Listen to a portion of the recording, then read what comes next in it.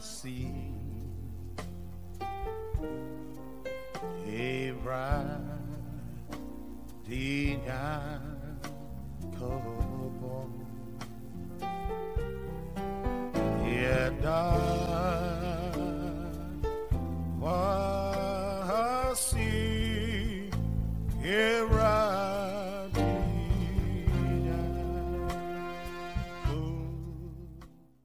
Queninamu and then so you be good as some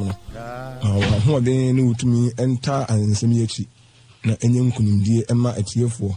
that was oyira Yesu din amen amen ebenyankopon asese ewade ehu ye mabo ebio na ene ode na sempa no so ensa ebreye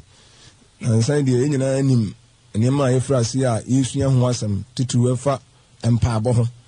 ewade Yesu be wi ase no sɛdeɛ na mpaabɔ osidi adwuma si faaye ɛne boa no ehwema hunu sɛ Awurade ba ewi ase no enema miɛnsa na ɔyɛ fa mpaabɔ ho didi kan no ɔno abɔ mpaye ma ɔno a ne ho ɔbɔ mpaye ma nipa no etie no ana ɔbɔ mpaye ma nipa no mu hia mpaebɔ ɛna ɔbɔ mpa na ɔsa akyerɛ mpaebɔ enema miɛnsa ɛna Yesu ɔbaa yɛ wɔyɛ fa mpaebɔ ho ni nyina mu no eboa pa yie pa ono ampa aboboa no awo nudwumadie mu na brabo mu na setena mu nyame bade na so wankoti mpa abo anye bibia a wo yeye na mpa abo na duane mpa abo eye ne home na ade nyina de so nyame asem no se bitmanya hoodin pa de edi so a efa bi mpa abo ewo bi ye pa yie awo ya brabo mu tiye ya be Christopher yi se mpa abo hu hia ye ehu se Yesu ba ya no mpa abo kan ho no bia ne na o prayer feeling o ha wotin ka se kese obo mpaye kese okobo mpaye tinutimi nya mbre no commandments no ko se wa no obo mpaye dume bia no okobo mpaye wo sere so dume bia ono nko atimi bo mpaye anadwumu nyina made echi dume bia homache no asore no okobo mpaye nyina ne hu se papa yi baaye no no mfa mpa abo eni agoro kura na eguso ehwehwem ne nso edi papa yachi edi yebre yachi on na yetie no Christopher de obia bo Yesu din na ne hweso eni na team no a edasem we nyina so ne say Christ our example Awurade Yesu Kristo ye hweso na ene no yasem na ne say do you pray obo mpaye ansa no eni ebegina wa wo say asem bisa obo mpaye yes or no or at times never miensa obu ho a asemi say anu yie a ono a betimi ayie ewanimu o ba bia wo bia no obi die eye no da bi me mompaye ade na wo mompaye ebe hwem ni ehunu obi nso die yes me bompaye na ade ntina wo bompaye die ntina wo bompaye nso ebe hwem ni ehunu and obey the acquaintance over times and maybe ha me bomb pie. Ada in a maybe ha o bomb pie. Minim womb wire dear. Obia otias and mapay bia no as in Bisana say, wo bomb pie. And near bomb pie you. Your bomb pie, they go say you know a boom and a year. You move with your question and acquaintance say, wo bomb pie. And now mom pie. Nyam pie and pie you. Empire kame se ko dudu no an ko bia bo mpaye ene ye beda o wele me demonstration sa bo me smart de pabenjime na so se ene ho mpaye na wo bo a mpaye obetim da ko heaven ukoda odo ho hwe Nyankopon sa sa Nyankopon hwe me smart de pabenjime no e heaven mpaye na ade an che wo a na wu a onko heaven o ye Kristo ni a ene se ye bo mpaye de ho as Nyankopon sa ma de pa bia chi ye no de eye mpaye bo a mere kura ne mpaye di kai kura ne obia ebone mo nyane ho asem na meka na obom asem sane se obom mpaye na se da bia adent na da bi adenti na umom mpaye we believer we so we Kristoni ana wonye Kristoni ana na wonye nyamesom ni ana empayebo ehun hia yie pa ewo nipa ya asetena mu se yakotim pa ba bibie no obetimi yaye o mompaye Yes, Bibian, however, Bumuana. Ubi a woman pie is Bibian Hano. Then some pie bonum quayas be a bomb pie, Emra, Ahochraba, Amran Quinsiaba, Emra Yadiaba, Emran Sohaba, Emra Metate. There be another American kind, let me say, Daniel chapter 7. Na many things in Umupa, de pa ye, and some other kind of Bosha and Yamupon the Ashe, Nimano, or Sin Beba, or soon young coupon, I want to for, and Sabekan Yamupon, he needed the beer. Na, or soon ni, I want to for the sins of the Most High God, or the sins of the Most High. Unyang coupon. Owo soro paano na hoteefo nsa beka ana ombeso ahinie no mu da bia na yese no ye mpaye no de be ne ebo ho mpaye enna nyame bo yese beka ho asa mre be ne ebo mpaye ene be ne de be ne ebo ho mpaye na se ne yinsinye ho mo mpaye enom ne ade ne hu nse bebre adisua yi mo no ahoteefo ensa beka ahinie bi. Na se we Kristo ni na se wo mompaye dia ena yese ena ehu ena wo bompaye nso a se na wo si bompaye sifa ena wo bompaye de nyame nhira wo pa obi wo bompaye bia de nyame somni bi wo bompaye bia nyame nhira no nanso mpaye bo ne mpaye bo na emem se be ko Bible mu bebre ni yahwe bebre ena obi wo nso a one de obeka se emre bi ho emre bi edum bi wo bompaye semre bi wona bi a asemi ehu ebe na kwa emu a ana ebi a wote nsemi ha na dwene a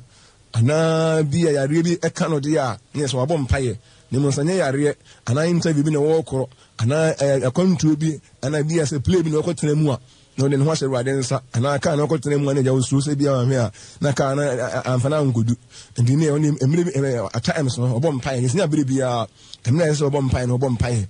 ontu no nsi wo se wabo mpaye de bi a in the Sana Mammy and saying, dear now, woman, Obompaye, no, and me bompaye, me bo, yes, I pray, I always pray. Miss Debbie, dear, me bompaye, and at times, and I there be cura, there be minimra, me bompaye, and I'm pabo who hear me. So what's see having quite so dear. Na se be se ye ko onyankopon ahenie mu se onyankopon se bo se e wo Daniel chapter 7 no se o soro su ni akonkronfo onyankopon de ahenie bi ahema ne be ma wo mo no se ye be se ensa e ka ahenie no na ba ye ne ya de ade a ene orade ahye bo se o de ahenie bi be ma hotefo enye sikafo enye hiafo enye ngomanimufo ena enye mpapahwe kwa san intellectuals ana scholars nyangopon de ahini be ma wo mo na rich men ana se bia poor men there be enye ngokora wane mrantie there be onimo se osuro su ni akronkronfo enye romanfo na enye entamfo na deeper lifefo ni mo akronkronfo se nipa na yesendi nko ade a na ekwan be ne fa so ye kronkron ye se have nkwan so ye de bible di ye di mu asam adwuma se di mu asam ye adwuma de a na ye bobom pan nya at times and answer no so nko ye se da bi me mom paye and se ye se have nkwan so de a adofo no moma ye ma mpabo ehun hia ye mpabo eka ne ma bi a ye di be ko heaven no items no se ye ka ne ma bi a di nipa be ko heaven ye kan ya ye ntimi nyi mpabo mfirimu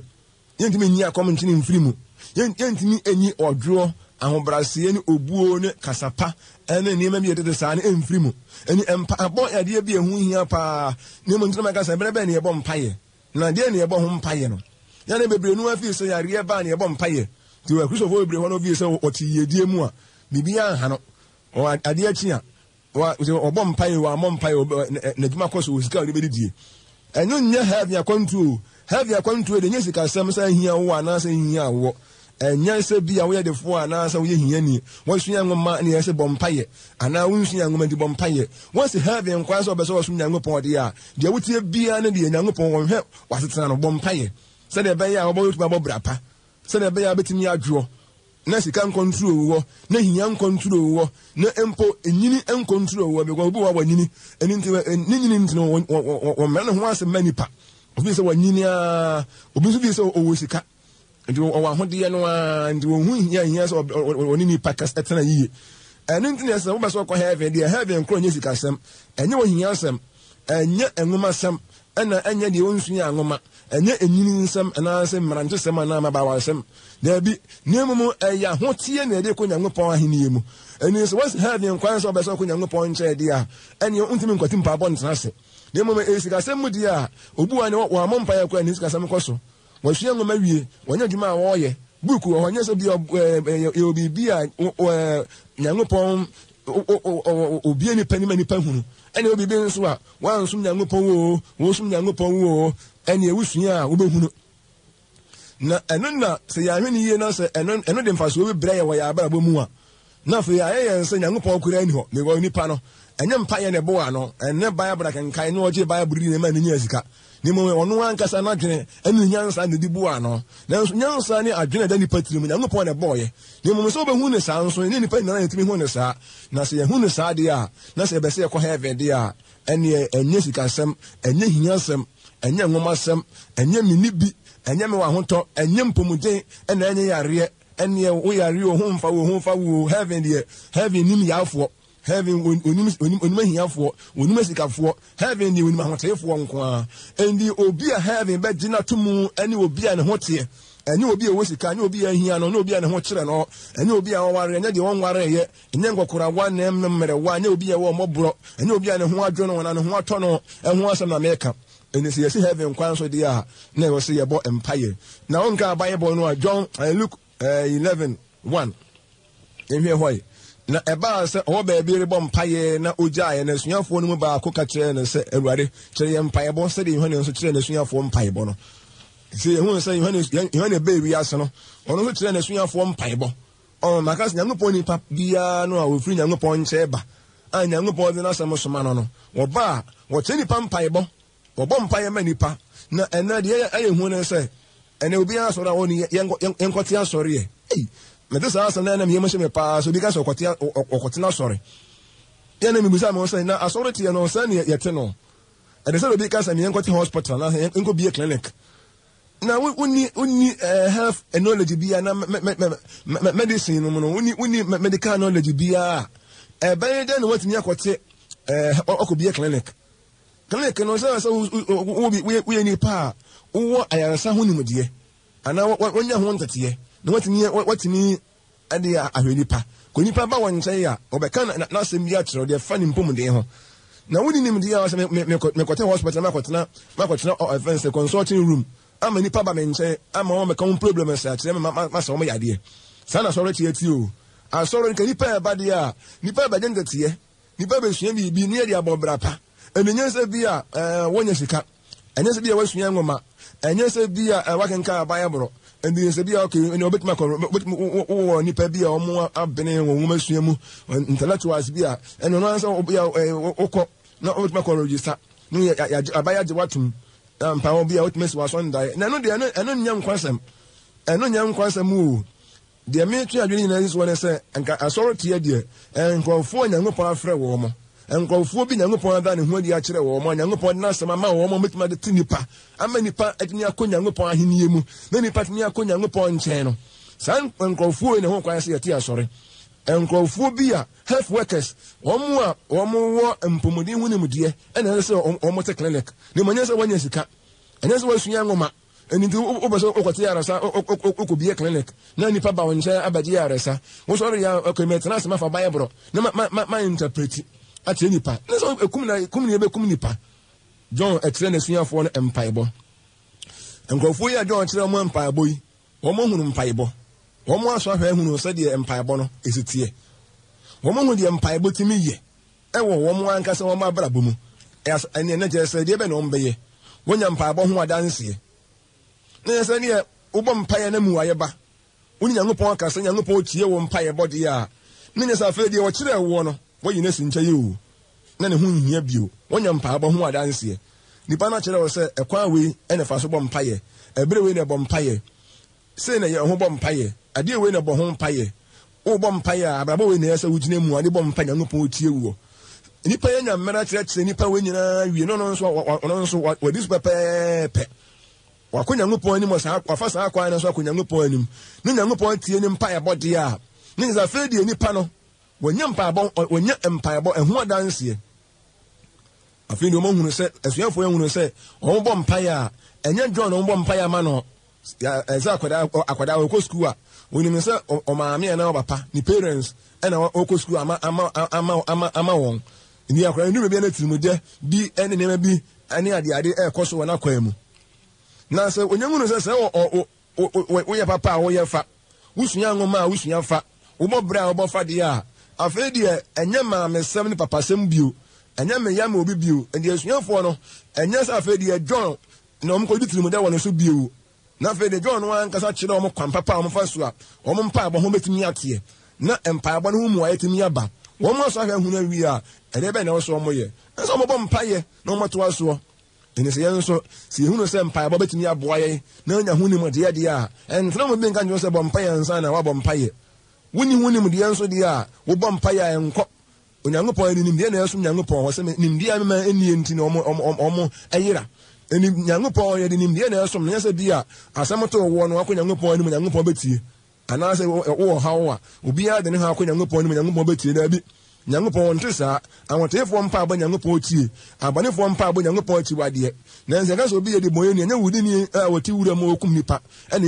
wɔyɛ de bɔyɛ ni o bɔne Nyankopɔn anim adeɛ ɛfɛ ne sɛ bɔne no akura nkyerɛkyerɛ ɛso paa ɛne obi nneɛma bi Nyankopɔn anyi ntomu adeɛ nneɛma bi Nyankopɔn bu ne sɛ ɛnyɛ anaa nneɛma bi Nyankopɔn pɛ sɛ nipa yɛyɛ ɛwɔ yɛ asetena mu no sɛ yɛanya a saa nneɛma wɔ nyinaa mu no yɛde asɛm to yɛ anaa yɛareɛ bi ba yɛn so anaa ɔhaw bi ba yɛ abusua mu anaa sɛ bi yɛhia biribi ne yɛde kɔ Nyankopɔn anim a ɛnyɛ ade Nyankopɔn bɛtie yɛn afei deɛ saa mmere yɛhu sɛ onka Nyankopɔn asɛm no Luke 5:33 ɛnhwɛ sɛ John kyerɛ asuafoɔ no mpaebɔ no ɔmo tena ase anaa sɛ mpaebɔ no sɛ ne ɛsitie yɛnhwɛ ɛnka hɔ kakraa bi Luke 5:33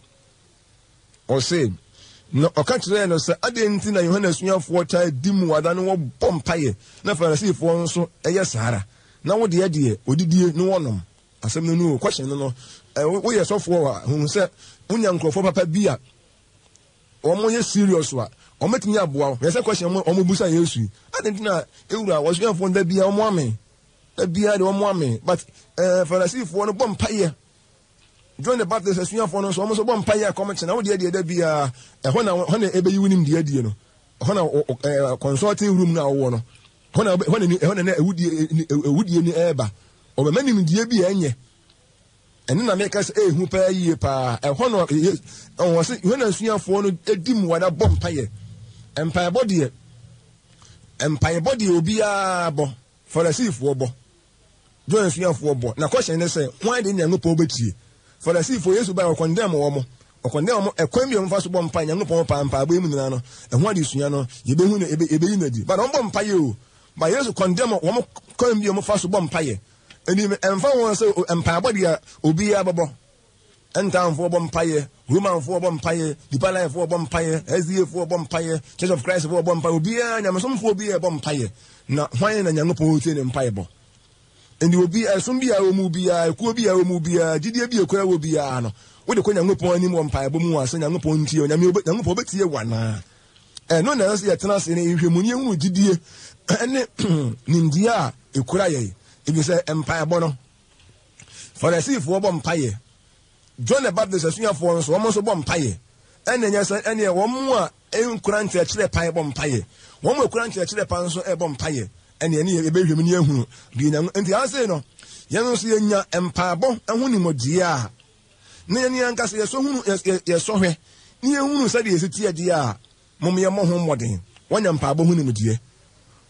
wɔsɔ ahwɛ ɛhunu sɛ deɛ tie bibi to wɔ no okɔ Nyankopɔn anim no Nyankopɔn atie wo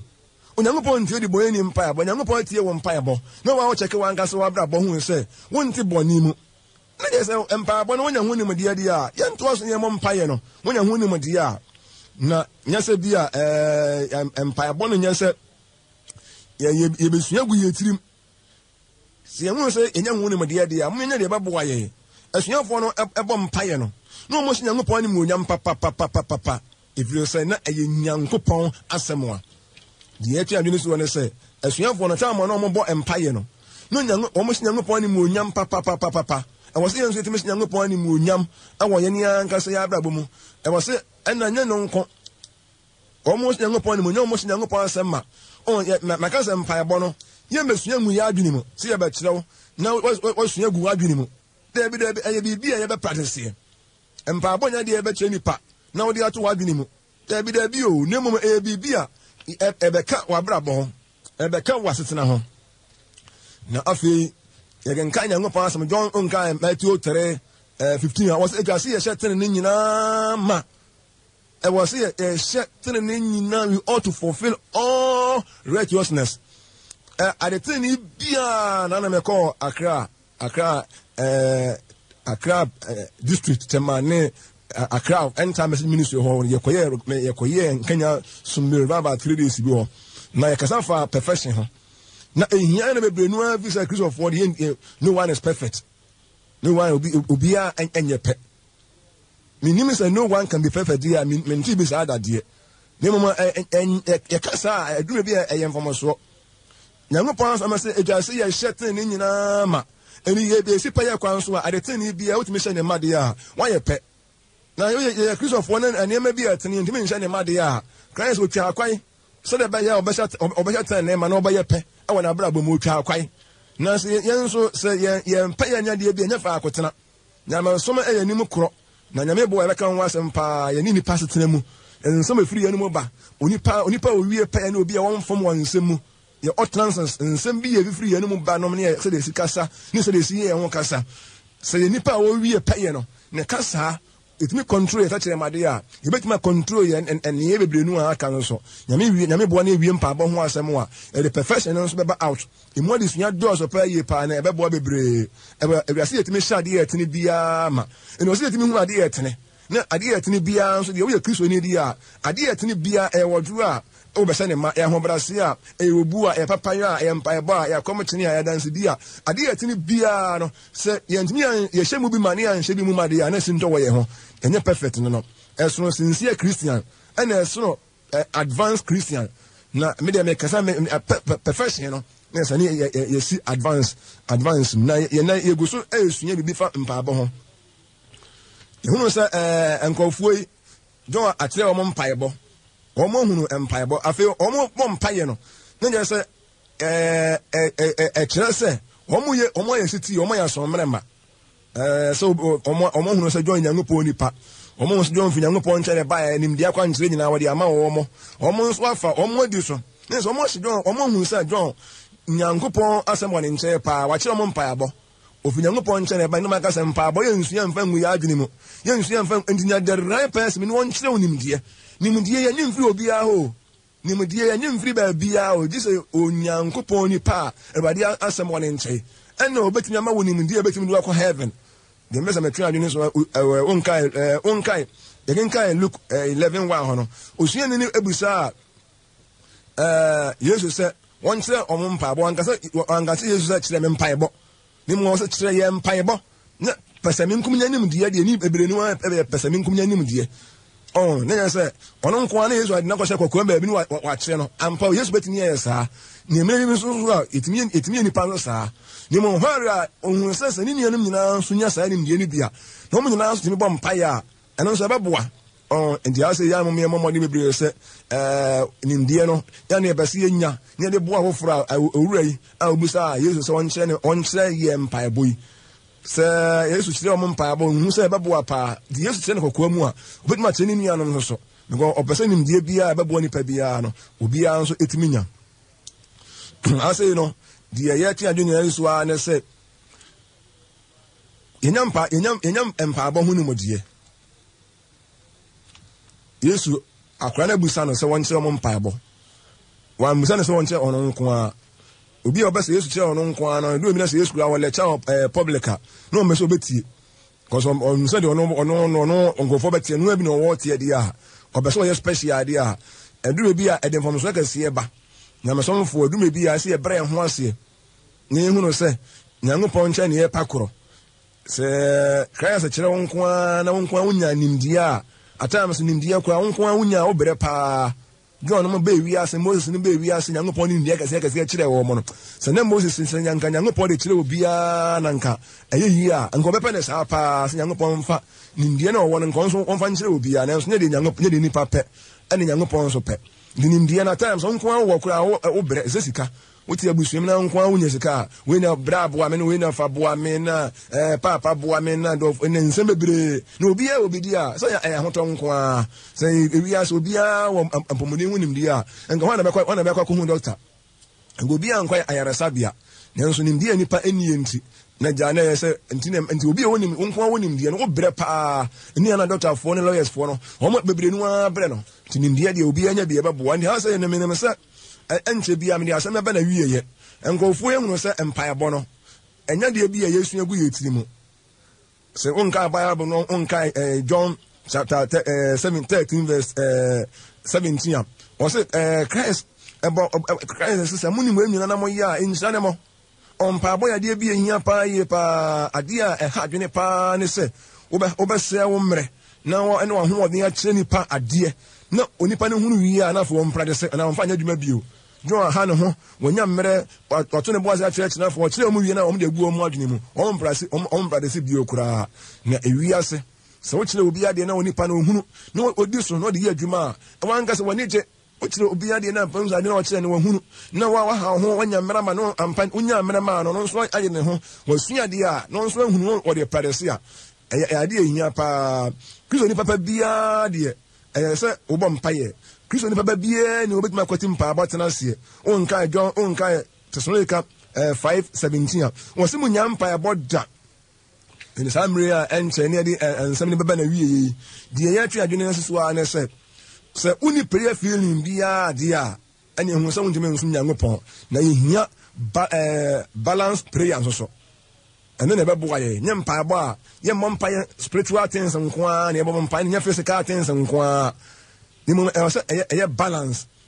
di ye bom pa ye hu mu age asenya hu emaya wodwo na o maya ho brase ye se de bebitu na tena so ahotie mu no ye woni padua mu nso nanso ni padua ne de Paul say e ho mmode mbo e ho mfa so osua because we ni pa age ya tena se ya na 70 years but so ne de obetena se ya more billion years. And in fact, so no what near concentrate more about your so no pa. There's a maybe a hunanos na body no so hard and in the assembly be a body no. Now if it means yes, so no, not sport it and any munyam. And my dear, some about a wee Obom Paya na and our more. And you know, dear Sakarawagene. A years and so to us. At times and so dear and yet. And yes, idea M1. Christian need beer was having quite to be an idea. At times, we hear you. No we year for but yes a form na mo twa to be a bomb pie ma ho bia na a wo hu so bomb pie ma ho bia once years no o ba bia wo bia bon nsem ma ho na to aso na bossa na ebesu yie adom ni asomdue enka mo san me yemo empire yesu reja ye bomb pie e de animunyam emma wo se enne no so wasem waba so se nkrofo ya te wasem na wasem ni abai enye mfa so ma obia wote ye na wontimi ntu ne nso mompae no nso wani munyam me de arefo hye wonsa di bua won e wo Yesu din mu amen.